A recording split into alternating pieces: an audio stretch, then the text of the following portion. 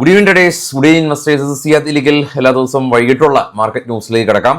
അങ്ങനെ monthly expiry ഇന്ന് അവസാനിച്ചു. അപ്പോൾ മന്ത്ലി എക്സ്പയറി ഡിസർവ് ചെയ്യുന്ന എല്ലാ വോളറ്റിലിറ്റിയും ഇന്ന് നിഫ്റ്റിയിൽ കണ്ടു. അതീവ വോളറ്റിലായിരുന്നു നിഫ്റ്റി. അതുകൊണ്ട് തന്നെ ഇന്ത്യ വിക്സ് ഇന്ന് സ്പൈക്ക് ചെയ്തു രാവിലെ തന്നെ. നിഫ്റ്റിയുടെ ചാർട്ട് കാണാം. മാർക്കറ്റ് ഓപ്പൺ ചെയ്തു, അതിനുശേഷം 26,040 ഹൈ ക്രിയേറ്റ് ചെയ്തു. സഡൻ ഫോള് 200 പോയിന്റ് ഇന്നത്തെ ഇൻട്രാഡേ ഹൈയിൽ നിന്ന്. വീണ്ടും നിഫ്റ്റി മുകളിലേക്ക് പോയി 25,965 പരിസരത്ത് വന്നു. വീണ്ടും ഫോളോ ചെയ്തു, വീണ്ടും 25,965 അടുത്ത് വന്നു. അതീവ വോളറ്റിലായിട്ട് മാർക്കറ്റ് ഇന്ന് അവസാനിച്ചു. അങ്ങനെ അവസാനിച്ചപ്പോൾ നിഫ്റ്റിയിൽ ഇന്ന് പ്രധാനമായിട്ടും സ്റ്റീൽ സെക്ടർ കാണാം. JSW സ്റ്റീൽ, ടാറ്റ സ്റ്റീൽ, കൂടെ SBI ലൈഫും ഇന്ന് പോസിറ്റീവിൽ ക്ലോസ് ചെയ്തു. LNTയും ഹിൻഡാൽകോയും പോസിറ്റീവിൽ ക്ലോസ് ചെയ്തു. ഡൗൺ സൈഡിൽ നോക്കുകയാണെങ്കിൽ ഫിനാൻഷ്യൽ സെക്ടറിൽ നിന്ന് Bajaj Finserv, call India, trend, power grid, ONGC തുടങ്ങിയ സ്റ്റോക്കുകളിൽ പ്രോഫിറ്റ് ബുക്കിംഗ് കണ്ടു. കൂടാതെ പ്രോഫിറ്റ് ബുക്കിംഗ് കണ്ട മറ്റുള്ള സ്റ്റോക്ക് നോക്കുകയാണെങ്കിൽ ഐഡിയ അവരുടെ AGR ഡ്യൂവിൻ്റെ ഫേവറബിൾ ആയിട്ടുള്ള ന്യൂസ് വന്നതിന് ശേഷം വരും എന്നുള്ള ഒരു കാരണം കൊണ്ട് കഴിഞ്ഞ കുറേ ദിവസങ്ങളായിട്ട് റാലിയിലായിരുന്ന ഐഡിയയിൽ പ്രോഫിറ്റ് ബുക്കിംഗ് കണ്ടു. കൂടാതെ രാവിലെ തന്നെ ഇന്ന് കമ്മോഡിറ്റി മാർക്കറ്റിൽ വളരെ ടെക്നിക്കൽ ഗ്ലിച്ച് ഉണ്ടായിരുന്നു. അപ്പോൾ അത് ഒരുപാട് കോളുകൾ വന്നു. അപ്പോൾ നമ്മളെ ബ്രോക്കറിൻ്റെ ഭാഗത്തു നിന്ന് എനിക്ക് ഒരു 9:30 മുതൽ അത് റെസ്യൂം ആകുമെന്നുള്ളതായിരുന്നു. പക്ഷെ അതിനുശേഷവും ഗ്ലിച്ച് ഉണ്ടായിരുന്നു. അത് കാരണം ഈ മൾട്ടി കമ്മോഡിറ്റി എക്സ്ചേഞ്ച് MCX സ്റ്റോക്കിൽ ഒരു പ്രോഫിറ്റ് ബുക്കിംഗ് കണ്ടു. ഓവറോൾ മാർക്കറ്റിൽ ഒരു അതീവ വോളറ്റിലായിട്ടുള്ള ഒരു സെൻറ്റിമെൻറ്റ്സ് തന്നെയാണ് ഉള്ളത്. കാരണം ഇന്ത്യയും US തമ്മിലുള്ള ട്രേഡ് ഡീലുകളിൽ അന്തിമ ഘട്ടത്തിലേക്ക് പോയിട്ടില്ല. അപ്പോൾ US ചൈനയും തമ്മിൽ ധാരണയായല്ലോ, എന്തുകൊണ്ട് ഇന്ത്യയായിട്ട് ഇല്ല എന്നുള്ളതിൻ്റെ ഒരു ഉത്തരം ചൈനയാണ് അപൂർവ ധാതുക്കൾ അഥവാ റയർ എർത്ത് ലോകത്തിലെ 70% പ്രൊഡ്യൂസ് ചെയ്യുന്നത് ചൈനയാണ്. അമേരിക്കയ്ക്ക് ഏറ്റവും വേണ്ടത് റയർ എർത്താണ്. അവിടുത്തെ ഈ ആർട്ടിഫിഷ്യൽ ഇൻ്റലിജൻസ് വളരെ ദ്രുതഗതിയിൽ വളർന്നുകൊണ്ടിരിക്കുന്ന ഈ ഒരു സമയത്ത് ഈ ഒരു റയർ എർത്ത് ചിപ്പ് നിർമ്മാണത്തിന് വേണ്ടി വേണം. അതുകൊണ്ട് അമേരിക്ക ഒരു വിട്ടുവീഴ്ച ചൈനയായിട്ട് നടത്തിയാലും അതിൽ ഒരു അതിശയോക്തിയില്ല. പക്ഷേ ഇന്ത്യയുടെ കാര്യം വരുമ്പോൾ അമേരിക്ക അത്ര ഒരു വിട്ടുവീഴ്ചക്ക് ആകാനുള്ള സാധ്യതകൾ താരതമ്യേന കുറവാണെങ്കിൽ കൂടിയും ചർച്ചകളൊക്കെ പുരോഗമിക്കുന്നുണ്ട്. ഗ്ലോബൽ മാർക്കറ്റ് നോക്കുകയാണെങ്കിൽ ഗ്ലോബൽ മാർക്കറ്റിൽ ഏറ്റവും താഴെ ട്രേഡ് ചെയ്യുന്ന 3 യൂറോപ്യൻ മാർക്കറ്റും നെഗറ്റീവാണ്. ഇന്ത്യ വിക്സ് 11.92, ജപ്പാൻ മാർക്കറ്റ് ഫോളായിരുന്നു, കൊറിയ ഫോളായിരുന്നു, ചൈന ഫോളായിരുന്നു, ഓസ്ട്രേലിയ ഫോളായിരുന്നു. ഗോൾഡും ഇന്ന് $69 ഇടിഞ്ഞു, 4,000 താഴെ പോയി, 3,912. ബ്രന്റ് ഓയിലും 64, ബിറ്റ്കോയിനും ചെറിയ പ്രോഫിറ്റ് ബുക്കിംഗ്, ഡോ ഫ്യൂച്ചർ 63 പോയിന്റ് പ്ലസ് ആണ്.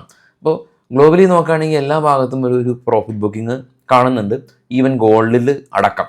ഗോൾഡ് ഓൾ ടൈം ഹൈ ഒക്കെ വേദിച്ച് പോയതിന് ശേഷം ഒരു പ്രോഫിറ്റ് ബുക്കിംഗ് ആണ് ഇപ്പോൾ കാണുന്നത്. അപ്പോൾ ഗോൾഡ് ഈ ഓൾ ടൈം ഹൈയിൽ വാങ്ങി വെച്ചിരിക്കുന്ന ആളുകൾക്ക് ഒരു പാനിക്കാണ്. അല്ലാത്ത ആളുകൾക്കെല്ലാം തന്നെ ഗോൾഡ് നല്ല രീതിയിലുള്ളൊരു റിട്ടേൺ ഈ ഒരു കാലയളവിൽ നൽകിയിട്ടുണ്ട്. SGBയുടെ എല്ലാം തന്നെ, സോവറിൻ ഗോൾഡ് ബോണ്ടിൻ്റെ എല്ലാം തന്നെ അതിൻ്റെ റിഡംഷൻ ഡേറ്റുകളെല്ലാം തന്നെ, പഴയ സീരീസിൻ്റെ റിഡംഷൻ ഡേറ്റുകളെല്ലാം തന്നെ ഗവൺമെൻറ് പ്രഖ്യാപിച്ചിട്ടുണ്ട്. അപ്പോൾ നിലവിലുള്ള പ്രൈസിൽ അത് നമുക്ക് വേണമെങ്കിൽ സെക്കൻഡറി മാർക്കറ്റിൽ വിൽക്കാം, പക്ഷേ ലിക്വിഡിറ്റി ഉണ്ടാവില്ല. അതുകൊണ്ട് തന്നെ അത് റിഡംഷൻ ചെയ്ത് നമ്മുടെ പ്രൈമറി ബാങ്ക് അക്കൗണ്ടിലേക്ക് വരികയാണ് ചെയ്യുന്നത്. അപ്പോൾ ആരെങ്കിലും SGBs ഹോൾഡ് ചെയ്ത് അവർക്ക് റിഡംഷൻ ഉണ്ടെങ്കിൽ കമൻറ്റ് ചെയ്യുക. എത്ര പെർസെൻറ്റേജ് റിട്ടേൺ കിട്ടിയെന്നും കൂടി കമൻറ്റ് ചെയ്യുക. കാരണം ഈ SGB എല്ലാം തന്നെ മാർക്കറ്റിൽ സുലഭമായിട്ട് ഗവൺമെൻറ് ഇഷ്യൂ ചെയ്ത സമയത്ത് നമ്മൾ SGBസിൻ്റെ ഓരോ സീരീസിൻ്റെയും ഡേറ്റ് അടക്കം ഏകദേശം ഒരു 3 വർഷമൊക്കെ മുമ്പ് നമ്മൾ സ്ഥിരമായിട്ട് മാർക്കറ്റിൽ ഇരുന്നു. ആ സമയത്തൊക്കെ ഗോൾഡ് ഇൻ്റർനാഷണൽ മാർക്കറ്റിൽ $2,500 പെർ ഔൺസിലായിരുന്നു ഉണ്ടായിരുന്നത്. അതിൽ നിന്ന് ഓൾമോസ്റ്റ് ഡബിൾ ആയിട്ടുണ്ട് ഗോൾഡ്.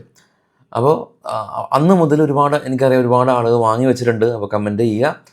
ഇനി നമുക്ക് കുറച്ച് സ്റ്റോക്കുകളുടെ വാർത്തകളിലേക്ക് പോകാം. ഇത് ബൈസൽ റെക്കമെൻഡേഷൻ ഒന്നുമല്ല, കളക്ട് ചെയ്ത കുറച്ച് സ്റ്റോക്കുകളുടെ വാർത്തകൾ മാത്രമാണ്. പ്രീമിയർ എക്സ്പ്ലോസീവ് കമ്പനി, അവർക്ക് 429 കോടി രൂപയുടെ ഓർഡർ കിട്ടിയതായിട്ടുള്ള ന്യൂസ് ഉണ്ട്.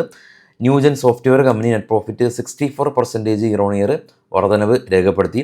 BML കമ്പനി, അവർക്ക് DMRC ആയിട്ട് ഒരു പുതിയ ഓർഡർ ഇവർ സൈൻ ചെയ്തിട്ടുണ്ട്. HAL, Hindustan aeronautical limited company, അവർ സിവിൽ എയർക്രാഫ്റ്റ് SJ-100ൻ്റെ ഒരു ഓർഡർ റഷ്യയായിട്ട് ഇവർ സൈൻ ചെയ്തു. TTK പ്രസ്റ്റീജ് കമ്പനി പുതിയ പ്രൊഡക്റ്റ് ഇവർ ലോഞ്ച് ചെയ്യുന്നുണ്ട്. കൂടാതെ തന്നെ ഇവരുടെ നെറ്റ് പ്രോഫിറ്റ് 15% ഒരു സ്പൈക്ക് ഉണ്ടായിരുന്നു. സ്റ്റോക്ക് നിന്ന് ഓൾമോസ്റ്റ് 10% റാലി രേഖപ്പെടുത്തി. L&T കമ്പനി ഇവർക്ക് ഇൻ്റർനാഷണൽ ആൻഡ് ഡൊമസ്റ്റിക് മാർക്കറ്റിൽ നിന്ന് എൻജിനീയറിംഗ് വെർട്ടിക്കലിൻ്റെ ഓർഡർ ലഭിച്ചു. ശ്രീ സിമൻറ്റ് കമ്പനി 93 CR നിന്ന് 277 CR പ്രോഫിറ്റ് ഉയർന്നു. കമ്പനി 80 രൂപ ഡിവിഡൻഡ് പ്രഖ്യാപിച്ചു. സീമക് കമ്പനി 1000 കോടി രൂപയുടെ ഓർഡർ ലഭിച്ചു. M&M ഫിനാൻഷ്യൽ കമ്പനി 369 കോടി രൂപയിൽ നിന്ന് 589 കോടി രൂപയിലേക്ക് പ്രോഫിറ്റ് ഉയർത്തി. ടാറ്റ ക്യാപിറ്റൽ കമ്പനി 1076 നിന്ന് 1097 കോടി രൂപയിലേക്ക് പ്രോഫിറ്റ് ഉയർത്തി. TVS Motors net profit 37% year on year ഉയർന്ന് 906 കോടി രൂപ കരസ്ഥമാക്കി. റവന്യൂ 29% ഉയർന്നു. BPCL കമ്പനി ഓയിൽ ഇന്ത്യ ആയിട്ട് കൊളാബ് ചെയ്തിട്ട് പുതിയ റിഫൈനറി ചെയ്യാൻ ധാരണയായി.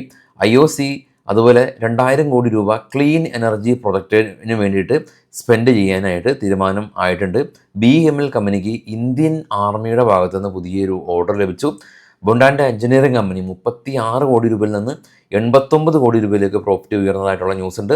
റൈമണ്ട് റിയാലിറ്റി കമ്പനി 49 കോടി രൂപയിൽ നിന്ന് 60 കോടി രൂപയിലേക്ക് പ്രോഫിറ്റ് ഉയർന്നതായിട്ടുള്ള ന്യൂസ്.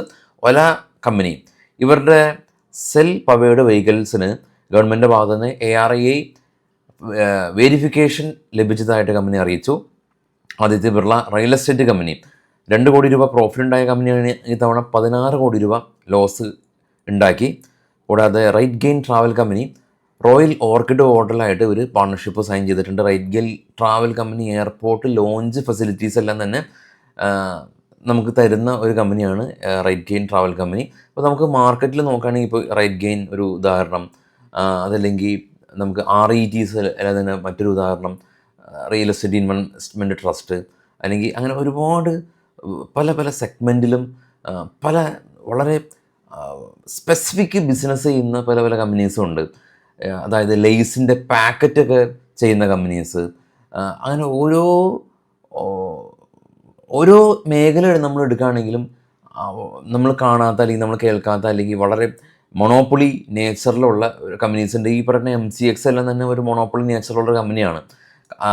അതായത് ഇപ്പോൾ MCX ഒക്കെ നമുക്ക് കയ്യെത്തി പിടിക്കാൻ പറ്റാത്ത അത്ര ഉയരത്തിലേക്ക് പോയിട്ടുണ്ട്. പക്ഷേ MCXൽ ഈ പല കമ്മോഡിറ്റി ഫ്യൂച്ചർ ട്രേഡുകൾ എനേബിൾ ചെയ്യുന്നതിന് മുമ്പ് MCX വളരെ താഴ്ന്ന ലെവലിലായിരുന്നു ഉണ്ടായിരുന്നത്. അതുപോലെ തന്നെയാണ് IX ഒരു പ്രത്യേക സ്റ്റോക്കിൻ്റെ ബൈസൽ റെക്കമെൻഡേഷൻ അല്ല. എൻ്റെ പോയിൻ്റ് എന്ന് പറയുന്നത് നമ്മൾക്ക് ഈ പല സെഗ്മെൻറ്റിൽ ഒരുപാട് നമ്മളറിയാത്ത ഇനിയും നമ്മളറിയാത്ത കമ്പനീസ് ഉണ്ട്. അപ്പോൾ ആ കമ്പനീസിലെല്ലാം തന്നെ എക്സ്പ്ലോർ ചെയ്ത് അത്തരത്തിലൊരു പോർട്ട്ഫോളിയോ ബിൽഡ് ചെയ്യുക. അല്ലാതെ നമ്മുടെ പോർട്ട്ഫോളിയോയിൽ എല്ലാം ബാങ്ക്, എല്ലാം IT, എല്ലാം ഡിഫൻസ്.